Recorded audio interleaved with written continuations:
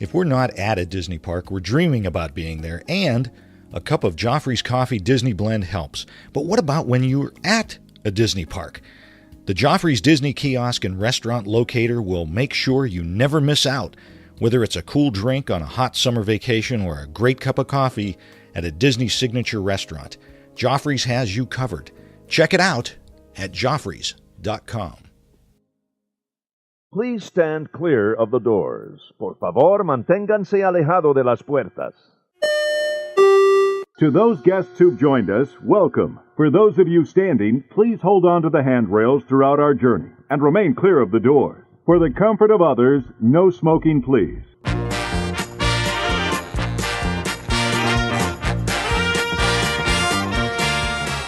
Hey everyone! Thanks for joining us. I'm Tim Scott.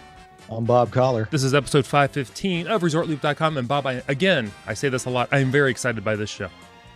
I am too. We've got two great guests on today. But before we get started, Tim, I've got to put this out because this is kind of a time-sensitive thing. We got an email from a super looper in the UK. The UK? In Epcot? UK. In Epcot? That's United. No. The real UK. Oh, the real one. That's even more impressive. UK. That's even more impressive. That's it. Yeah, exactly. Good pal of the show listener, Christopher Bartlett, is getting married. Yay! But he's getting married like in 2 weeks. Oh, he's busy. So, and he wanted some tips. They're honeymooning in Orlando at Walt Disney World. They're actually going to do some other theme park somewhere, but their main focus on is Walt Disney World, and they wanted some tips on romantic things to do. So we put it out on our Facebook pages, and so please go over there and give Christopher all of your great tips for some romance at Walt Disney World. We'll put it on a later show for Christopher when it's actually too late because he'll already be married. But congratulations to Christopher Bartlett and his soon-to-be new bride. Who I'm sure is busier than he is. Oh, absolutely. Getting everything ready. We show up. It's like... That's right. Tell us what tux to wear. Yeah. So Tim. Yes. Why are we excited today?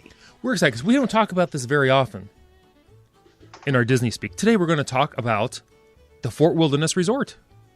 Absolutely love it over there. With two guests who have been there many times, great friends of the show, Justin Leiser and his dad, Todd. Hey guys, thanks for having us. Hi there. Absolutely. Welcome aboard the Resort Loop. Todd, this is your first experience. We will be gentle. So you guys, when did you go to Fort Wilderness? What was the reasoning for being at Fort Wilderness Campground, Resort and Campground?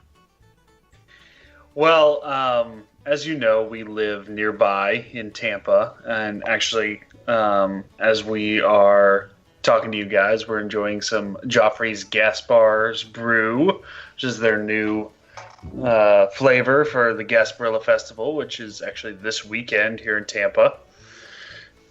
Wow, so, very nice. Timely, shameless plug. Nothing wrong with that. But my dad is fortunate to be retired from the broadcasting world, and in retirement, RVing has become his hobby.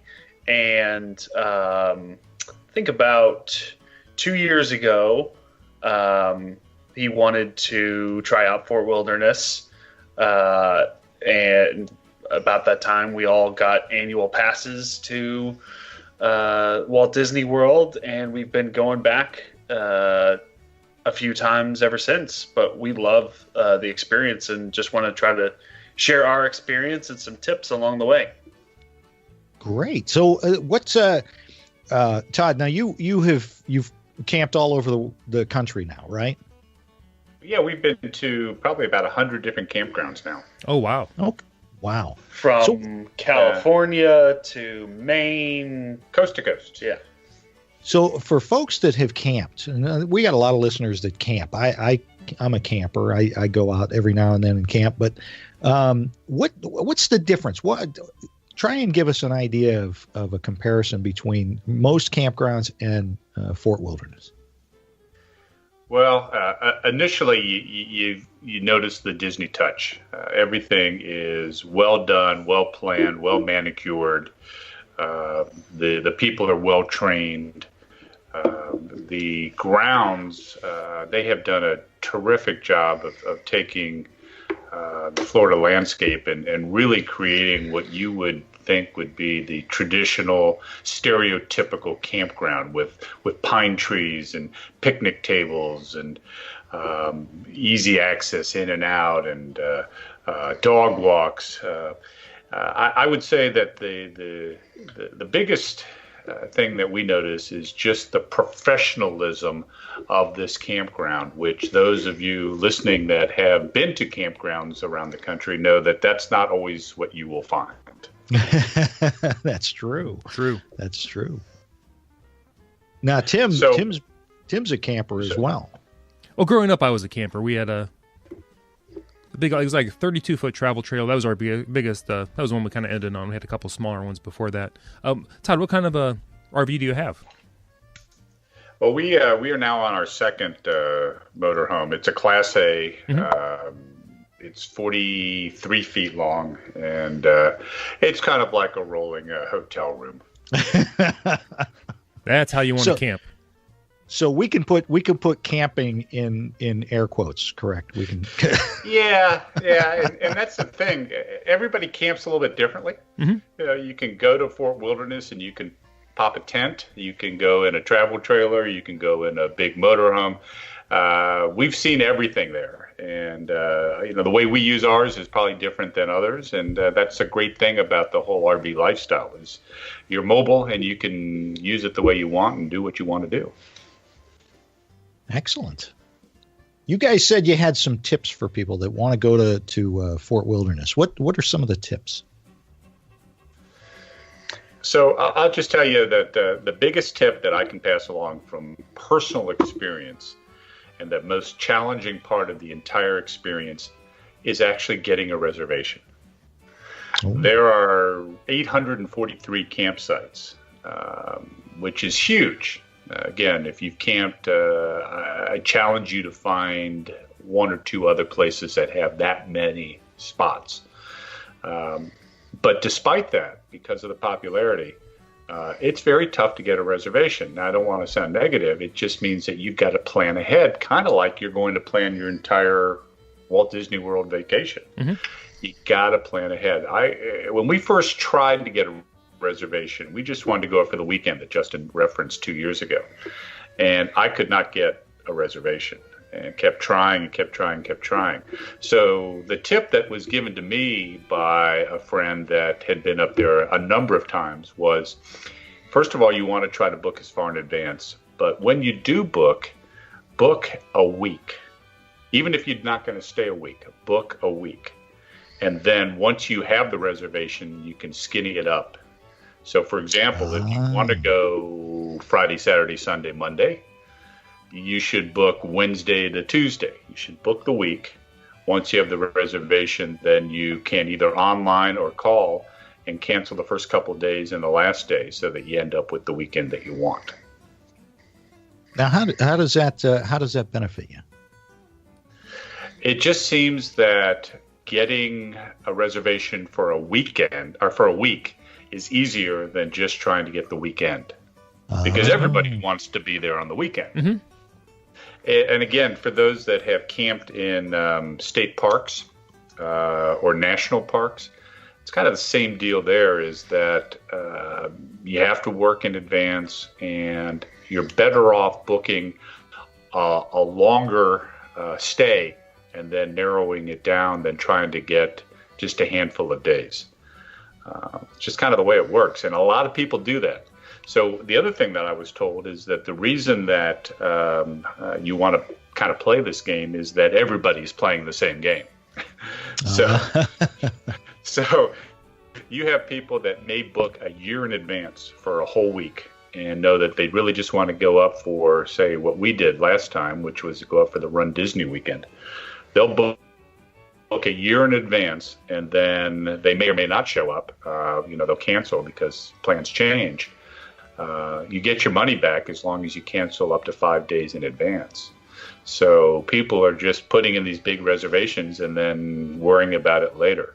So if you wait to the last minute, you either have to do what we did to get up to Run Disney this last time, since we started late, and that's just try every day. We tried every day, and we basically strung 3 reservations together, and we're there Wednesday through Monday. Wow. Last minute. Like how many days before that were you able to get that done? So literally, we started in July when Justin and his wife Brittany decided they were going to go up and register for Run Disney, or register and then go up. We started trying to find the reservation, and it was about 3 weeks. 3 weeks in advance that we got the first couple of days, and then over the next week, I got everything but one day. And I was told by one of the reservationists, just keep trying, and once you have enough days, call us, and we'll see what we can do to help you. Yeah. And they found they filled in the one day I couldn't get, and then strung the 3 reservations into one. It was like 6 days before Christmas, so Disney magic. All right. Wow. That's pretty lucky, because you're relying at that point on those folks that are canceling, I would imagine. Yep. So don't do that. Learn from us. That's not how you want to do it. You can. We've learned that you can book online up to 8 months in advance, and then over the phone 2 years in advance. Wow. Yeah, that's incredible. Yeah. Now, so we're going to make our reservation for next year's Run Disney here in the next few days. Just haven't gotten to it. Yeah. And then wait and see if Justin and Brittany decide to actually run. There you go. Well, I know I'm not. I'm spectator in chief. Are you retired now, Justin? No, I'm not retired. I just I'm gonna do different races, and then eventually do that January half. So stay tuned. As many people, I plan to train for the next ones. As many loopers might remember, Justin was the one running with a sliced toe. Yes. Oh my goodness. From meeting Tim. Well, hey. Yeah, he might have pushed me off a path into some rocks. I'm just saying. There was no pushing. There's no video evidence. That's video. True. Thank goodness. Yeah. Hey, let me ask you guys: when you're staying at Fort Wilderness, do you request specific loops? You guys want to explain how the campground's kind of laid out? Yeah, sure. So it's divided up into 3 sections. There's the full hookup section, which means that it has electric, 30-50 amp, it has water, and it has sewer. And so that's just kind of the regular area. And there's, looks like about 4 or 5 of those loops. And then the premium loops are similar in that they look the same. It's just the spaces are a little bit bigger, a little bit longer, a little bit wider. And then there's the preferred loops, which are 100, 200, and 300. And those are the ones that are closest to the settlement. And so you're paying for location with preferred, you're paying for kind of size with premium, and then your normal full hookup. You can request not only a loop, you can request a specific site. They make no guarantees that you'll get that, but it can be done. We've seen a couple of times one particular space where we know that the people get the same space every time because they actually have one of those wooden signs that planted in the ground, those portable wooden signs with their name, where they're from, and the site number. Oh, wow. Oh, wow. So we know that they're booking 2 years in advance every year and get the same spot. The difference now also is that all of the loops are dog friendly. That's a change in the last few months. You used to have to request a dog friendly loop within those 3 categories. Now everything's dog friendly, so you just try to get the loop that you think you want, knowing that really all of them are great. Now, explain okay, the settlement. What you guys mentioned the settlement? The premium loops are near the settlement. What's the settlement for those folks that aren't familiar with Fort Wilderness? Absolutely. So the settlement is what many people know as Pioneer Hall. It's where a majority of the resort attractions and activities are. The settlement, which is closest to the water, closest to Bay Lake, has the marina, which is your boat transportation to the Magic Kingdom, which, by the way, Fort Wilderness, the only way to get to the Magic Kingdom is by boat or minivan. So they don't have the buses anymore? Well, they have buses, but they only go to the other 3 parks in Disney Springs. Really? Yeah.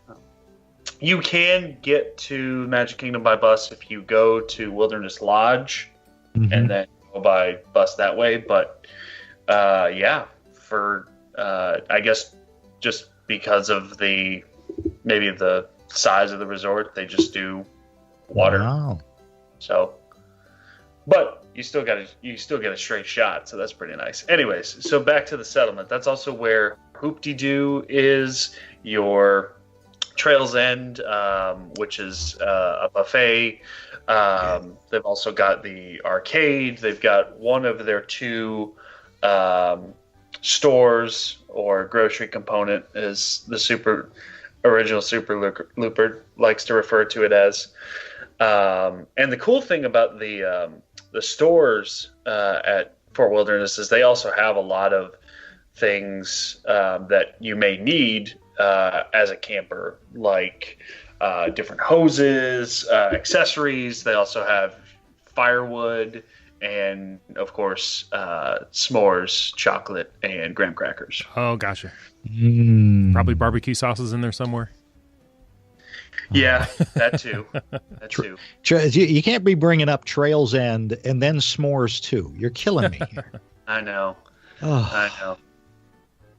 One thing that I found that I didn't realize they had there when I was there last time is they also have a takeout window that's open most of the day. So, obviously Trails End and Hoop-de-Doo and Mickey's Backyard Barbecue are all, sit down buffet or family style, but they also have like a pizza window like you'd find at the other resorts, but they also have a lot of the fixins you'd find, like fried chicken and some other fort goodies that you might want but may just not want to wait and sit down for. Okay, all right.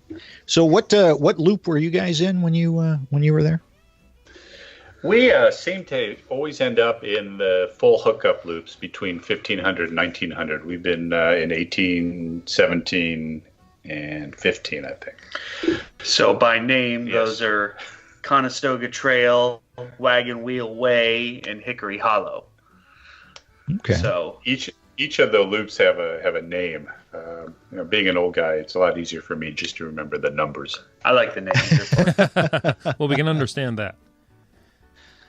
So you guys are kind of over by the campfire area where they have the movie and the campfire. Yeah, that's right. Unfortunately, we haven't done that. That's one of the things that's on our bucket list. Yeah. Oh. Yeah, we're usually, either in the parks or, we've gone a handful of times with my parents. Now that we've gone, this was our 4th time. We're past the commando phase. I could tell you what, the first time we went, we about, wore them all the way down. Now we bring dogs, so we try to do the parks in the morning, take an afternoon break, and then go out in the evening. But yeah, Tim, have you done the campfire or the backyard barbecue? Oh, none. I haven't. I camped there for years and years and years. So I think they might have done something back in the day. I'm talking like 80s. It's been a while. Oh, okay. But let me ask you this. Go ahead. One of the great things about Fort Wilderness is how family friendly it is. Mm-hmm. And if you have kids, you're probably going to spend a fair amount of time, more than we did, actually in Fort Wilderness, and take advantage of the campfire and Chippendale, and they do a movie every night, and there's a tremendous amount of things to do that are traditional camping activities.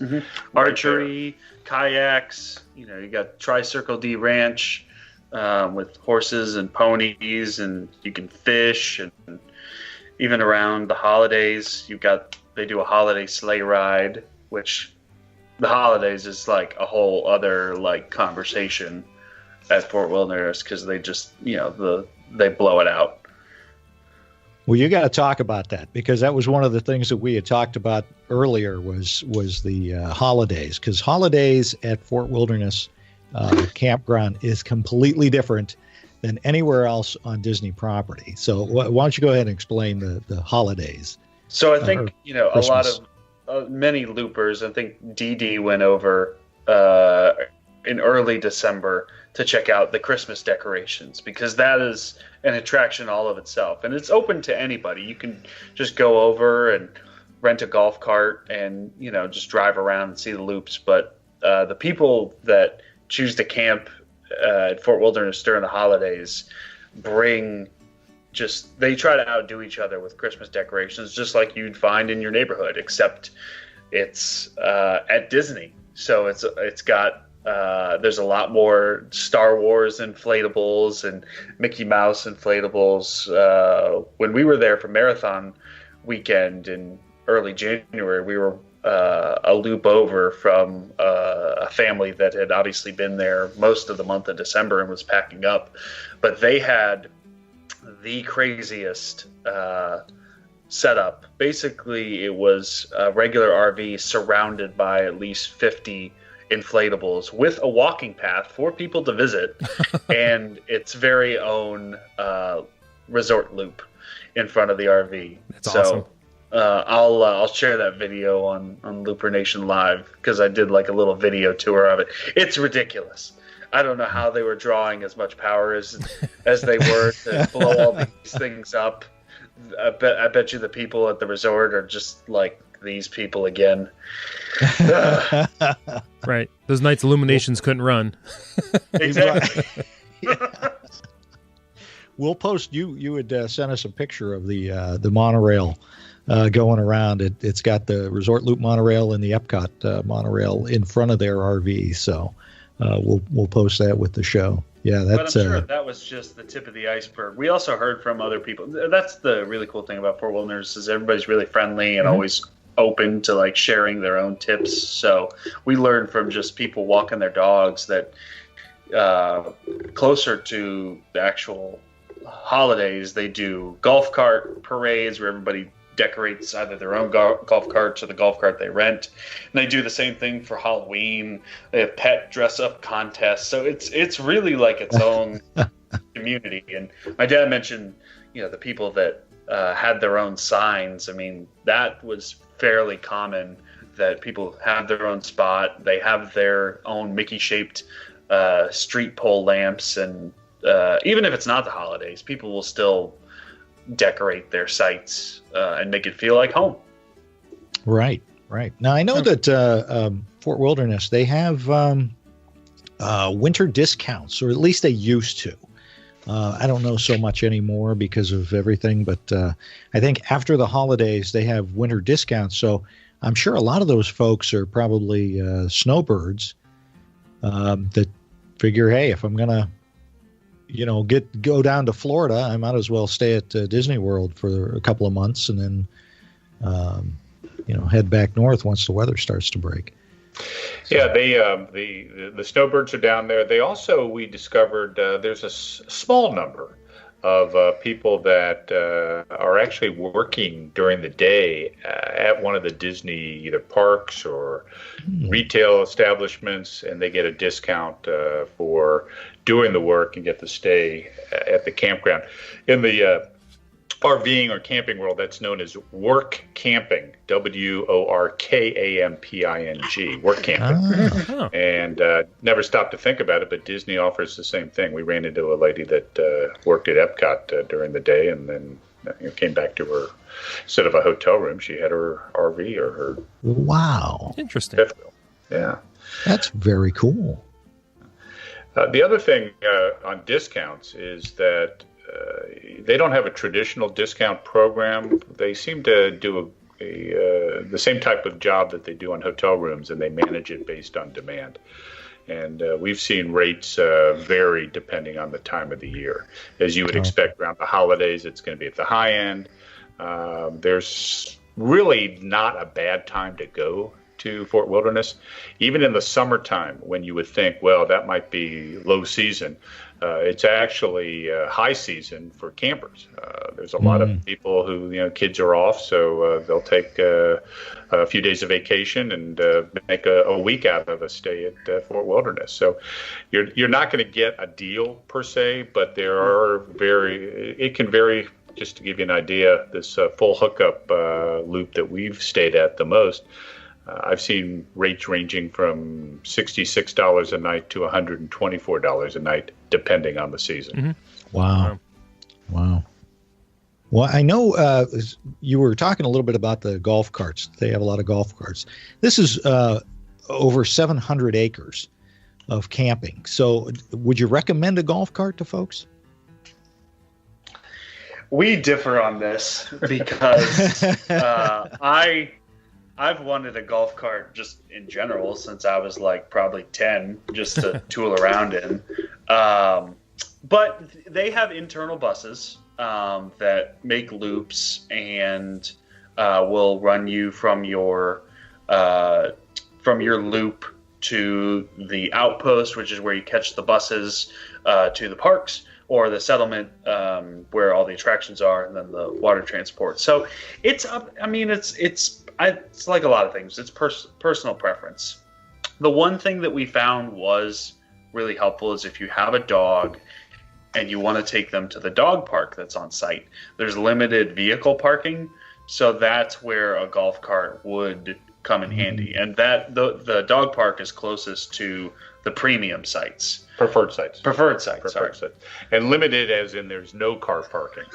So that is something that you'll find inside Fort Wilderness is they really don't want you driving around. So there's limited parking for the camp store. There is no parking at the settlement. There's no parking at the dog run. So if your activities are going to be centered around Fort Wilderness, a golf cart is definitely needed if you're just using it kind of like we do for a hotel room on wheels. And we're going to take the Disney transportation or drive our own car to the parks, then maybe you don't need the golf cart. Okay. All right. Well, just to give folks an idea of the way it's set up. So if you drive in, let's say you have your own car and you want to visit Fort Wilderness Campground, you're going to drive into the main entrance, and that's called the outpost. You're going to hang out there. That's where the Tri-Circle D Ranch is, right? Or is that not right? Yes, okay. That's correct. That's where the pony rides are. Do they still have the petting zoo over there? Well, they have. So the Tri-D is there where you would go on a horseback ride on a trail. The pony rides and all the children's-oriented horse activities are actually closer to the settlement. Oh, okay. All right. They've split it up for some reason. Oh, okay. All right. So so that's all the way on the other side of the park, and then of course the campfire area. Anybody can go to. I went to one. I wasn't staying at Fort Wilderness, and it's just so much fun because Chip and Dale show up, and you're sitting outside and roasting s'mores. And they got a little shop back there. Justin, you got to do this. They got a little shop back there that sells the s'more stuff, and it was only like $5. It was really cheap, and you guys know I'm cheap, so. A lot of fun that camp camping. So I'm looking here, and I'm not sure if this is still accurate, but it says nightly rental fee for a tent, $45. So you can even if you don't have a tent to go camping, maybe you can just rent one of theirs and do that. So and I think they even either offer or kind of connect you with a place where if you want to rent an RV, you can do that. I mean, for us, wasn't it one of your first places that you took the RV?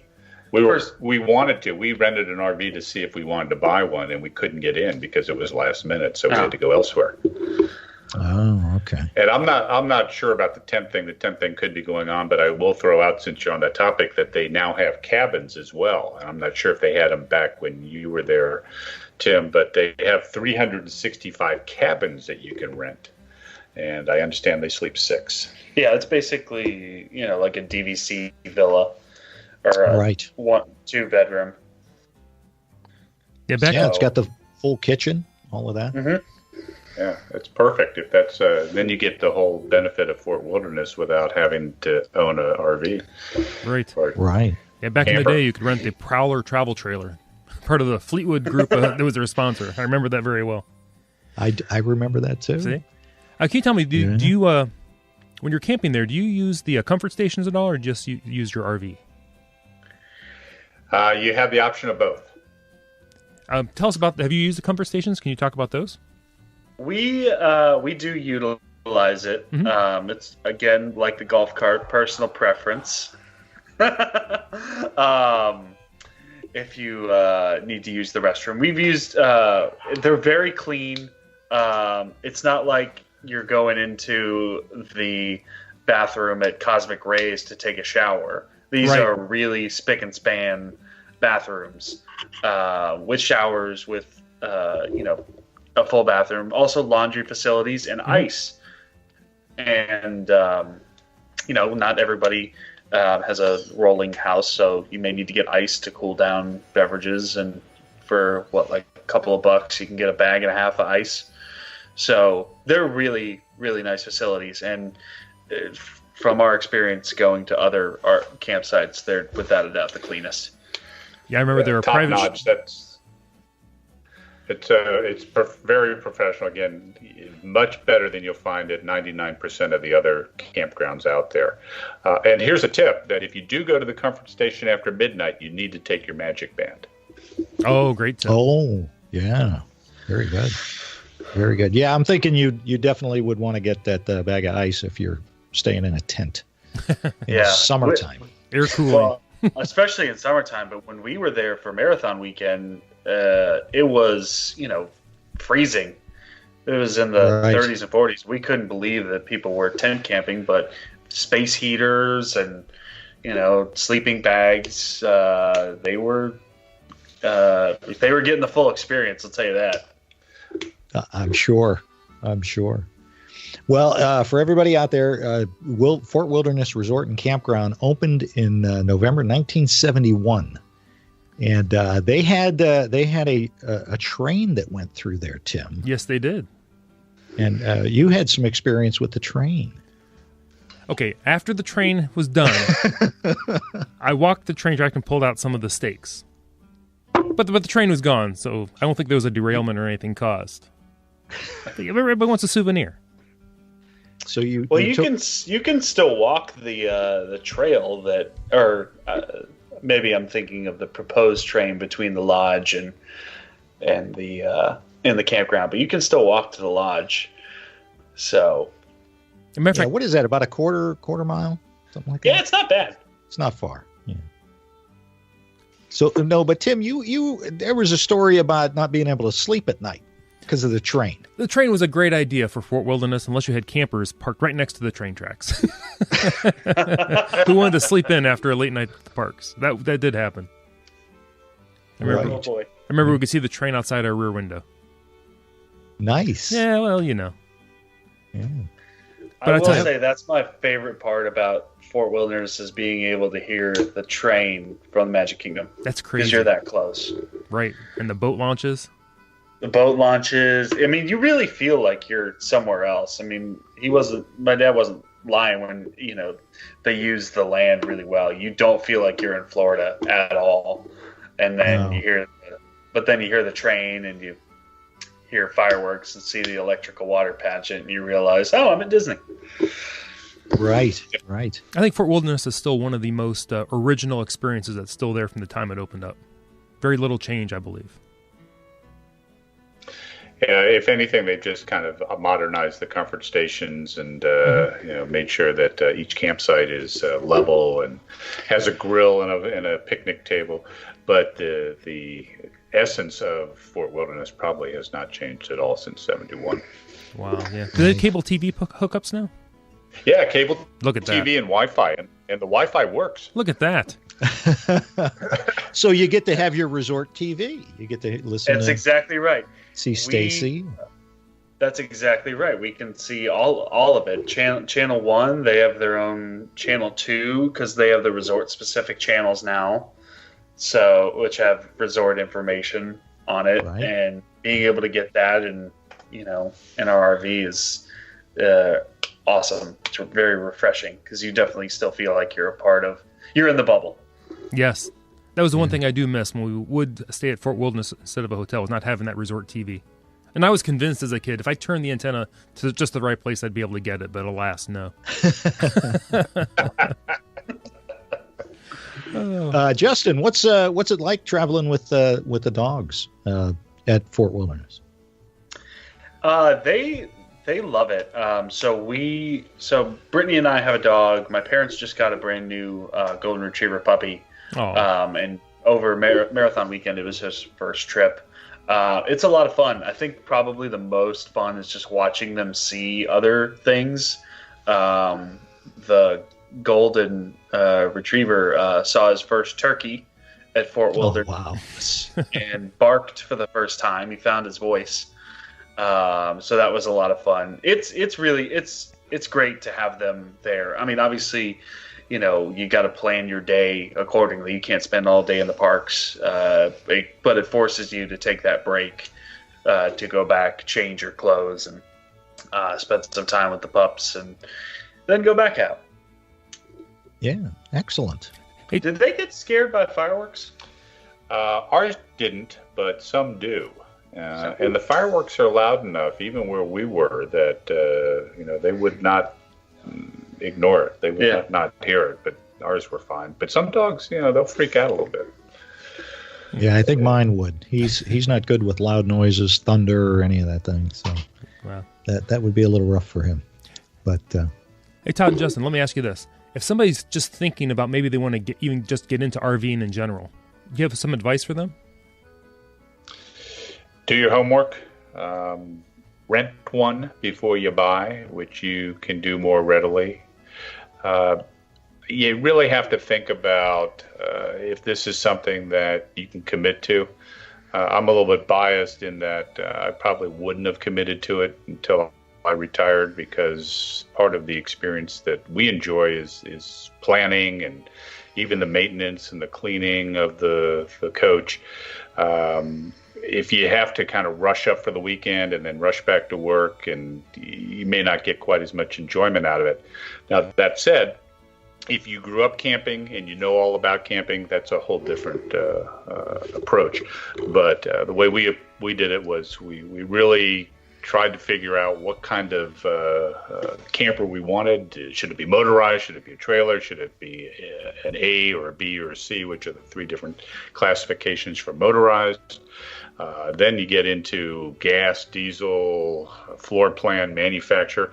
There's a lot of things to consider, and a lot of people get overwhelmed by it. And I guess my advice is, when you're ready to do it so that you can enjoy that process, because otherwise you're gonna get overwhelmed and potentially walk away from it, because there is a lot to consider because of the options out there and the way different people use the lifestyle.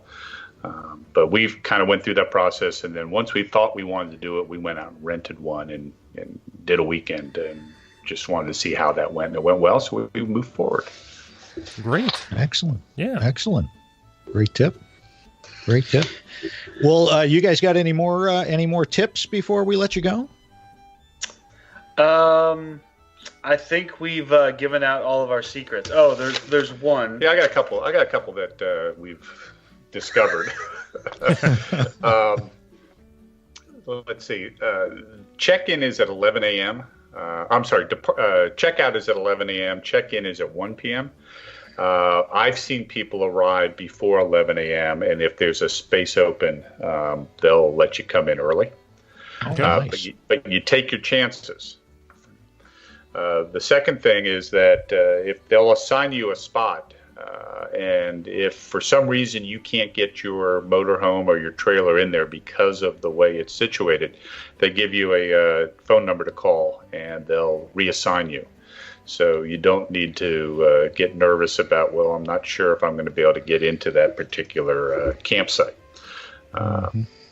And they do have overflow parking. So if you're going to go for, let's say, a long weekend, and you want to still go to the parks after you check out, say on Sunday morning, you can park your camper, your RV on their overflow parking area, go to the park, and then come back and drive home from there. Obviously, that would only work if you don't have too far to go, but that was kind of a neat thing. Yeah. And the last thing I'll mention is that one of the Disney touches is that because these campsites are primarily in a forest of pine trees, you see a lot of pine straw that falls down onto the campsite. As soon as you leave, they have a cast member come, and not only do they blow the pine straw off of your site, they actually hose down the entire site. And again, if you've ever camped and you end up in somebody else's site and their mess that they left behind, this is really a nice touch. You drive up and it's pristine. Mm-hmm. Wow. So, and if you're going to be there a while, you might want to bring a leaf blower with you just to blow some of the stuff that's going to fall over the course of a week, or a broom or something like that. That's a good tip. Yeah. Yeah, and lastly, the settlement is a great place to watch the fireworks. You can go down there, and although we haven't done it, I'm told that bring a lawn chair. They pipe in the music, even though you can't see the castle per se with the projection. You see the fireworks and you can hear the music, and you're sitting right there on the water. Right on the beach. Who needs California Grill? Tim needs California Grill. California Grill is still really nice. It is. But if any loopers or any listeners out there have any questions about RVing, I'm on the Looper Nation Live. Just send me a Facebook message, and I can try to relay questions to the master over here. Oh, that's awesome. Yeah, I got one more quick question for you. The buses, the internal buses, are they pretty regular? I mean, are you waiting very long for those? They are pretty regular. They're just regular Disney transport buses, and I think the longest I waited was like 10 minutes, and that was long. But the nice part is, even though it is pretty spread out, you can still walk everywhere, and there's multiple routes on the buses. If you've ever stayed at Saratoga Springs and you've got the internal buses there, you can play with the different routes and get where you need to go if you're in a hurry. Okay. All right. Great. Very good. Yeah, well, really nice. Tim, that is all I have for Justin and Todd, and I appreciate them coming on. Guys, thank you very much for joining us on the show. Thank you guys for having us. We really appreciate it. Yeah, it was a lot of fun. Thank you. Absolutely. And Justin, be sure to give Brittany our best. I will. She says hi, and that's about it because she's nervous about talking. Yeah, we know about that. We got her to talk the last time, but you did. Awesome. Well, everybody, thanks for joining us. I'm Tim Scott. You can find me on Facebook, Twitter, the website, ResortLoop.com. And if you get a chance, give us a look over there at ResortLoopTravel.com. And like us on Facebook, rate us on iTunes, subscribe to the show, and what else should folks do, Tim? Everyone go out there and please share through Facebook and whatever else. The gateway to the magic. See you, everybody.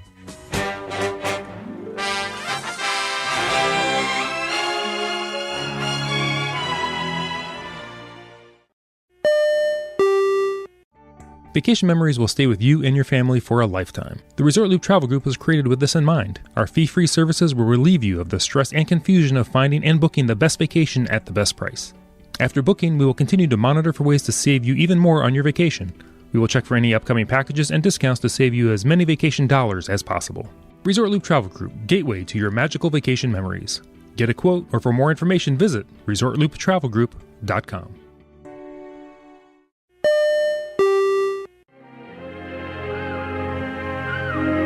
In Walt Disney World, there is another wilderness set aside for the use of guests who enjoy the out of doors, the Fort Wilderness Campgrounds. There are accommodations for 800 campers, trailers, or tents, each site equipped with all the modern facilities, yet in a natural setting of piney woods and stands of cypress. Here, every member of the family can find activities to his or her own taste.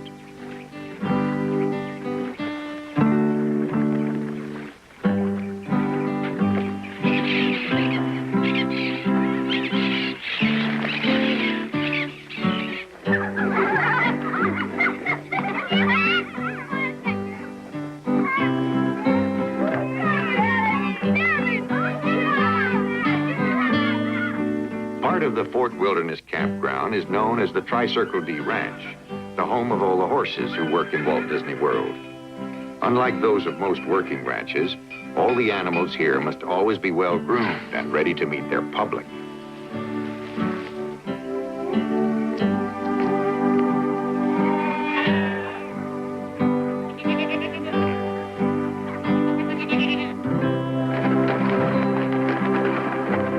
After a full day of outdoor fun comes the time to rest and relax a while, because there is still more to come. Twilight is a magic hour in Walt Disney World, and the sun touching the cypress is the signal in Fort Wilderness to light the campfire. It is time to gather round and join in the song and dance.